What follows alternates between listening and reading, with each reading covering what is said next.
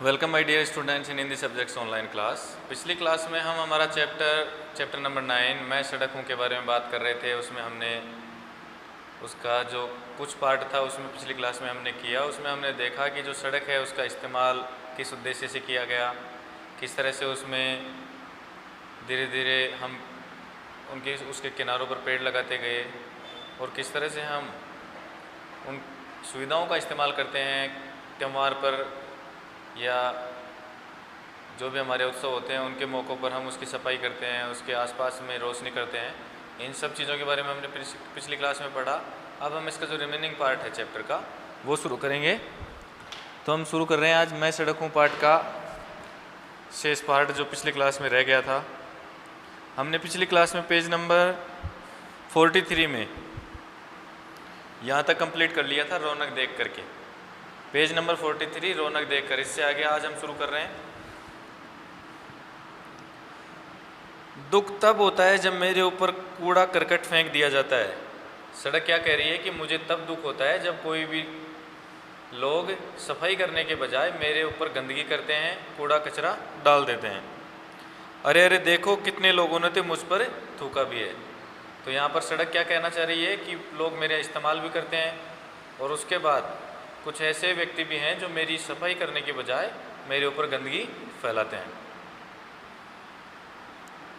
केला खाकर छिलका भी मुझ पर फेंक दिया जाता है, यानी कि केला खाते हैं लोग और छिलका सड़क पर फेंक देते हैं, जो कि हमें बिल्कुल नहीं करना चाहिए। क्योंकि अगर आप छिलका रोड पर डालोगे तो अगर किसी का पैर उस छिलके पर गिरा तो उसके फिसल करके गिरने का डर रहेगा और उसके चोट भी लग सकती है। कई जगह मुझ पर छोटे छोटे गड्ढे बन जाते हैं जिससे मुझे ही नहीं लोगों को भी परेशानी होती है। सड़क क्या कह रही है कि कुछ स्थानों पर मेरा इस तरह से रफली यूज़ करने से कुछ स्थानों पर मेरे अंदर गड्ढे हो जाते हैं, जिसकी वजह से मेरे पर जो भी आने जाने वाले व्यक्ति हैं उनको भी परेशानी होती है और मेरे खुद को भी दुख होता है। मैंने अपने ऊपर कभी लोगों के थके हारे कदमों की आहट सुनी है तो कभी तेज़ी से चलते हुए उत्साहित कदमों की धमक। सड़क क्या कहना चाह रही है कि कभी तो मेरे ऊपर जो चलने वाले लोग हैं वो थके हारे से धीरे धीरे छोटे छोटे कदमों से चलते हैं और कई बार ऐसा होता है कि लोग बहुत तेज़ी से मेरे ऊपर से गुजरते हैं। हाँ, कभी कभी तो ऐसी दुर्घटना हो जाती है कि लोगों की मौत तक हो जाती है। आपने अगर कहीं देखा हो और नहीं भी देखा है तो आप और मैं जानते हैं कि सड़क पर बहुत सारे साधन चलते हैं, आमने सामने से भी चलते हैं। तो वहाँ क्या होता है, कई बार किसी एक की गलती से या दोनों की गलती से इस तरह के या फिर अचानक से एक्सीडेंट हो जाते हैं और उसमें दुर्घटना के दौरान व्यक्ति की मृत्यु भी हो जाती है। तो सड़क कह रही है कि कई बार ऐसा भी होता है कि जब मेरे ऊपर किसी व्यक्ति के साथ दुर्घटना होकर के उसकी मृत्यु भी हो जाती है।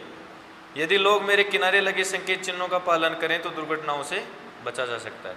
सड़क क्या कह रही है कि सभी लोग अगर मेरे किनारे पर जो भी सड़क से संबंधित यातायात से संबंधित जो नियम लिखे रहते हैं, जैसे मान लीजिए आपने कभी बोर्ड अगर देखा हो रोड के किनारे तो वहाँ लिखा रहता है कि आपको लाल बत्ती जो है उस पर रुकना है, आपको ग्रीन बत्ती पर ही अपने साधन वहाँ से पास करने हैं। इसके अलावा आपको साइड का ध्यान रखना है, किस तरह से आपको ओवरटेक करना है, कितनी आपको लिमिट्स रख दी, गाड़ी की लिमिट्स रखनी है स्पीड की। तो वो सब चीज़ें अगर हम पालन करें तो हमारे जो सड़क पर जो भी एक्सीडेंट बहुत ज़्यादा होते हैं उनमें कमी आ जाएगी और बहुत कम लोग ऐसे होंगे जो इस सड़क एक्सीडेंट की वजह से मृत्यु को प्राप्त करेंगे। चाहे जो भी मेरे ऊपर होकर के गुजरे, मैं सबके सुख दुख में उनके शामिल हो जाती हूँ। भाई सड़क ऐसे तो नहीं है कि किसी एक व्यक्ति के लिए खुली है और दूसरे के लिए बंद है, सभी व्यक्ति उससे आ जा सकते हैं और सभी के लिए सड़क हमेशा तैयार रहती है। मैं कोशिश करती हूँ कि सब लोगों को उनकी मंजिल तक पहुँचा सकूँ। जैसे मान लीजिए किसी गांव से आपको शहर पहुँचना है तो आपकी मंजिल हुई शहर, तो आप गांव से जब शुरू करेंगे जाना तो आप गांव से किसी सड़क के माध्यम से ही शहर तक पहुँचेंगे। तो सड़क कह रही है कि मैं कोशिश करती हूँ कि लोग ज़्यादा से ज़्यादा मेरे ऊपर से गुजर करके और मंजिल तक पहुँच सकें। चलते रहो यही मैं कहना चाहती हूँ। सड़क क्या कह रही है कि मैं हमेशा सब लोगों को यह कहना चाहती हूँ कि हमेशा चलते रहिए। सुख और दुख तो जीवन में आते जाते रहते हैं पर हमें उसकी परवाह नहीं करते हुए चलते रहना चाहिए। सड़क हमें समझाना चाह रही है कि कभी भी ऐसा नहीं है कि हर व्यक्ति हमेशा खुश रहे या फिर हमेशा दुखी रहे। सुख और दुख व्यक्ति के जीवन में हमेशा चलते रहते हैं।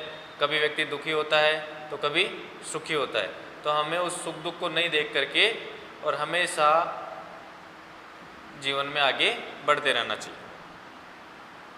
सुनो सुनो, अभी मेरे से ऊपर से होकर के एक गाड़ी गुजरी है, क्या तुमने भी उसमें बजता हुआ गाना सुना है? सड़क क्या कह रही है हमें, जब ये बातें बता रही है सड़क, उसी समय उसके ऊपर से एक गाड़ी गुजर जाती है। तो सड़क कहती है कि उसमें एक गाना चल रहा था कि क्या आपने वो गाना सुना? और गाना कौन सा चल रहा था? रुक जाना नहीं तू कहीं हार के, रुक जाना नहीं तू कहीं हार के।